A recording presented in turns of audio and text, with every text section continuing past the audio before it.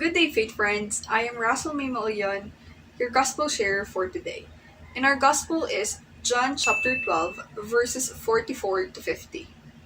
Jesus said, I have come to the world as a light so that no one that believes me should stay in the darkness. The question is, how serious do we take Jesus' words? Pinaniniwalaan mo ba ito? Nagagawa ba natin ito na i-apply sa buhay? O baka naman naliniwala lamang tayo sa katotohanan na nagagawa natin ito? Magtataka tayo, bakit ba kahit may liwanag naman ay mas pinipili ng taong manatili sa dilim?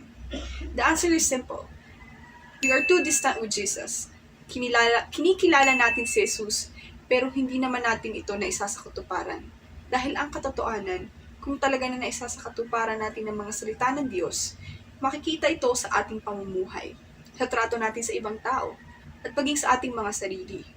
Magnilay tayo dahil dadating ng araw na tayo ay hahatulan at kung may makakapagligtas man sa atin, walang iba ito kundi ang Diyos lamang.